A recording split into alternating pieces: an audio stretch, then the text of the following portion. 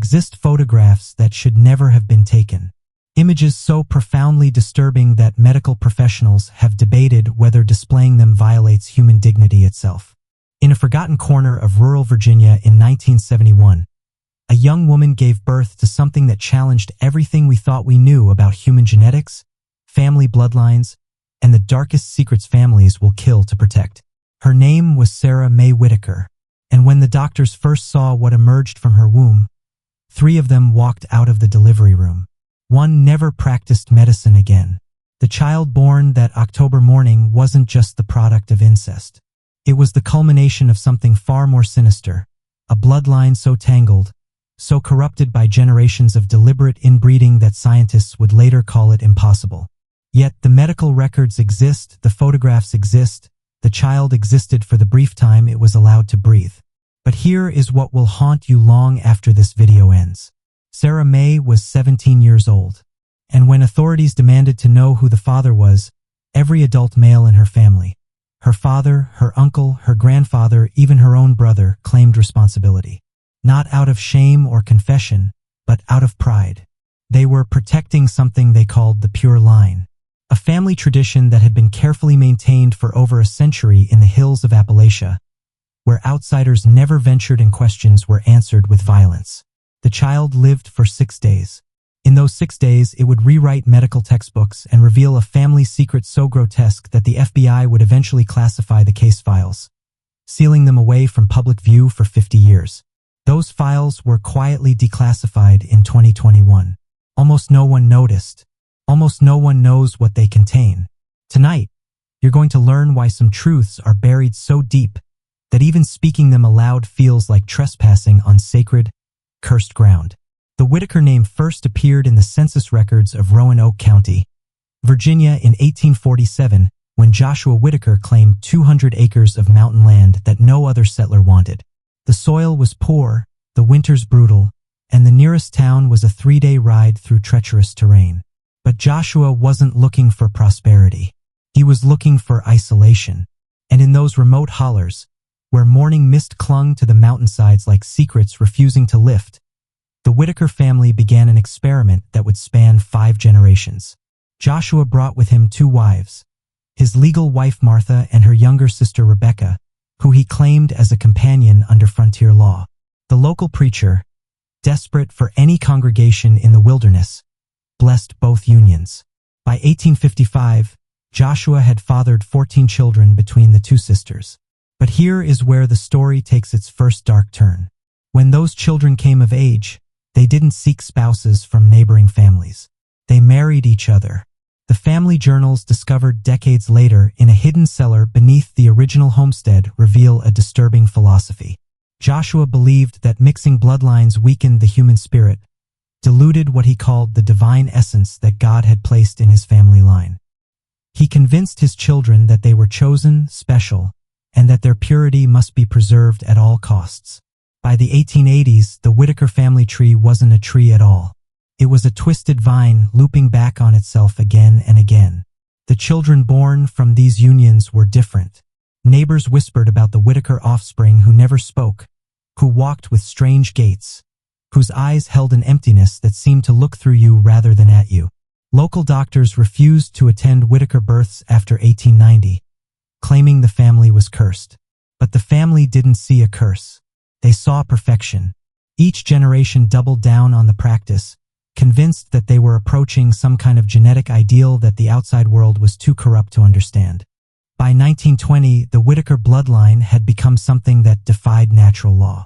What started as marriages between siblings had evolved into something far more complex and disturbing. The family had developed what they called the rotation system, a carefully planned schedule where each fertile woman would bear children to multiple male relatives in a predetermined order. They kept meticulous records, treating human reproduction like a breeding program for livestock. Sarah May's grandmother, Charity Whitaker, was born in 1925 as the product of a union between her mother and 3 different men: her grandfather, her grandfather's brother, and her own uncle. The genetic analysis conducted decades later would reveal that Charity's DNA contained patterns that should have been biologically impossible. She was simultaneously her mother's daughter, niece, and cousin. Her chromosomes told a story of such concentrated inbreeding that modern geneticists initially assumed the test results were contaminated. But Charity survived, and more disturbing still, she thrived within the family's twisted ecosystem. She grew up believing that the outside world was populated by inferior beings, genetic mongrels who had corrupted their bloodlines with foreign influences. By age 15, she was pregnant with her first child, fathered by her own father, who was also her uncle and her cousin. This child, Thomas Whitaker, would grow up to become Sarah May's father, though the term father loses all meaning when you understand the true nature of the family structure. The Whitakers had created their own isolated society with its own rules, its own logic, and its own definition of normal. Children grew up not knowing which adults were their parents, siblings, or cousins, because these distinctions had long since ceased to matter. Everyone was related to everyone else in multiple ways. They spoke in low whispers about the blood calling to blood and believed that each new generation brought them closer to achieving what they called the perfect circle, a state of genetic purity that would grant them abilities beyond ordinary human understanding. By the 1960s, when Sarah May was born, the family had been completely isolated from the outside world for over a century. They had their own language, their own customs, and their own terrible secret that they guarded more fiercely than their lives.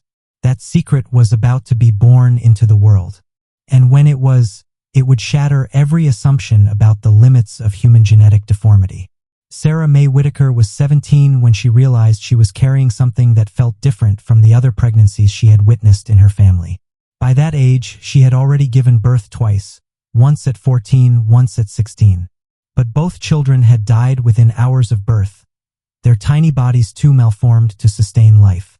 The family called these deaths offerings to the blood, necessary sacrifices on the path to genetic perfection. But this pregnancy was different.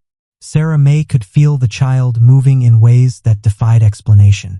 Instead of the gentle kicks and rolls of a normal fetus, she described sensations that terrified even her hardened relatives. The child seemed to pulse rather than move, creating rhythmic waves across her abdomen that resembled nothing so much as trapped lightning. Her belly grew to an enormous size by the 7th month, stretching her skin until it was translucent and showing a network of dark veins that seemed to writhe beneath the surface. The family was ecstatic. The elders whispered that this was finally it, the culmination of their century-long breeding program. They had achieved something beyond human, something that would prove their superiority to the corrupt outside world. They prepared for the birth with the fervor of religious zealots, setting up elaborate rituals and ceremonies to welcome what they believed would be their genetic messiah. But Sarah May was dying. The pregnancy was consuming her body from the inside out. She lost 40 pounds even as her belly continued to expand. Her hair fell out in clumps. Her teeth loosened and began to fall from her gums. Most disturbing of all, her eyes began to change color, shifting from brown to an unnatural pale yellow that seemed to glow in darkness. The family interpreted these changes as signs of divine transformation. But medical experts who later reviewed her case files recognized them as symptoms of severe genetic toxicity. Her body was literally being poisoned by the abnormal fetus growing inside her. When Sarah May went into labor on October 13, 1971, she had been unconscious for 3 days. The family had carried her to the nearest hospital, a small rural facility 30 miles away, only because they wanted medical documentation of what they believed would be the birth of a new form of human being. They never imagined that this decision would expose their secret to the outside world, or that the child Sarah May delivered would become the subject of classified government research for the next 50 years. Dr. Margaret Powell had delivered over 3,000 babies in her 20-year career at Mercy General Hospital. She had seen every complication, every deformity, every tragedy that human birth could produce. But when the Whitaker family carried Sarah May through the emergency room doors that October morning, Dr. Powell knew immediately that she was about to witness something that would haunt her for the rest of her life. The birth lasted 14 hours.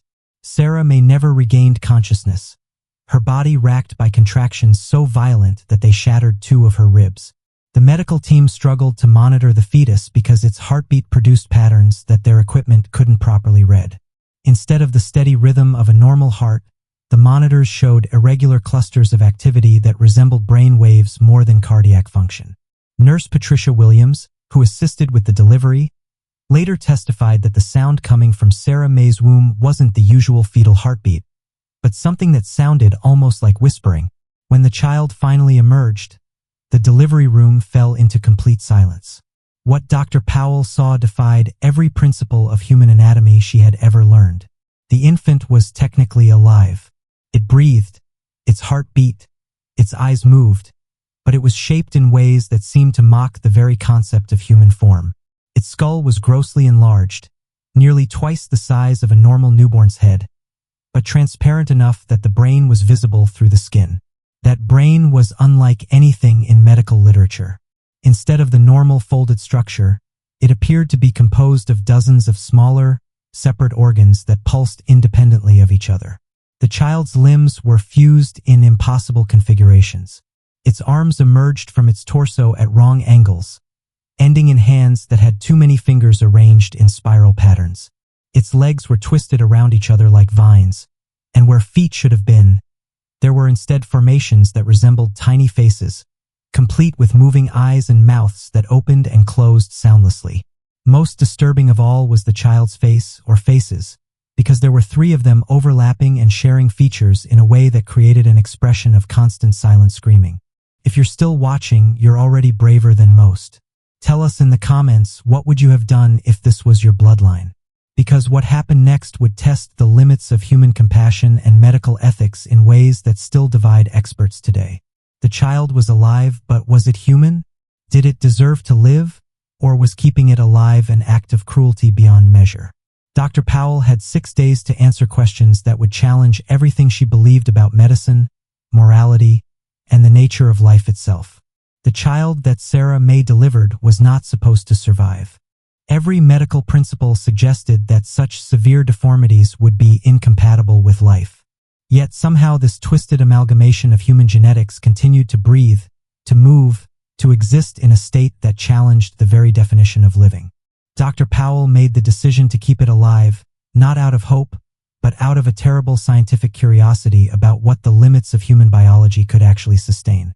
For 6 days, the medical staff at Mercy General Hospital became reluctant witnesses to something that felt more like a supernatural phenomenon than a medical case. The child never cried. Instead, it produced sounds that nurses described as somewhere between humming and static electricity. Its multiple eyes moved independently, tracking different objects around the room with an intelligence that seemed impossible given its malformed brain structure. Most unsettling of all, it appeared to respond to the presence of its family members in ways that suggested recognition, even affection. The Whitaker family maintained a constant vigil around the child's incubator.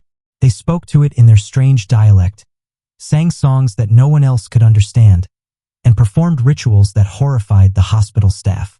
They brought objects from their mountain home, twisted pieces of wood, stones arranged in specific patterns, and photographs of other family members that showed generations of increasingly severe deformities. They called the child the culmination and the perfect one, treating it with a reverence that was both touching and deeply disturbing. But the child was dying, and its death was unlike anything medical science had documented. Instead of the gradual organ failure typical of severely malformed infants, this child seemed to be dissolving from the inside out. Its transparent skin began to show dark patches where internal structures were breaking down, but rather than causing distress, these changes seemed to bring the child a kind of peace. Its multiple faces, which had shown constant agitation for the first 5 days, began to relax into expressions of something that almost resembled contentment. On the 6th day, as the morning shift arrived to check on the child, they found something that would haunt them forever. The child was still alive, still breathing, but during the night, it had somehow managed to arrange itself into a position that was geometrically impossible given its fused limbs. It lay in the incubator in a perfect spiral, its twisted body forming a pattern that resembled ancient symbols none of the staff could identify. And in that position, with what appeared to be a smile on each of its 3 faces, the child finally died, taking with it the darkest secret of American family genetics, and leaving behind questions that remain unanswered to this day. Within hours of the child's death, Mercy General Hospital was swarmed by federal agents. They arrived in unmarked vehicles, wearing suits that seemed out of place in rural Virginia, carrying briefcases and equipment that the hospital staff had never seen before. They claimed to be from the Centers for Disease Control, investigating what they called a potential genetic hazard to public health. But Dr. Powell knew immediately that these men were something else entirely. The agents confiscated everything: the child's body, all medical records, the photographs the family had brought, even the twisted pieces of wood from their mountain home. They interviewed every staff member who had contact with the case, requiring them to sign documents that legally prohibited them from ever discussing what they had witnessed. The official death certificate listed the cause as multiple congenital anomalies, a bland medical term that revealed nothing about the true horror of what had occurred. Sarah May died 3 days later, her body finally succumbing to the genetic toxicity that had been consuming her throughout the pregnancy.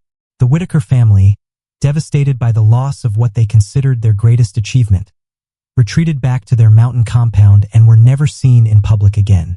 Local authorities who attempted to investigate their property in the following years reported finding the buildings abandoned, though neighbors insisted they could still hear voices singing in the woods on certain nights. The classified files released 50 years later revealed the truth that the government worked so hard to hide. The child born to Sarah May Whitaker represented something that challenged fundamental assumptions about human genetics and evolution.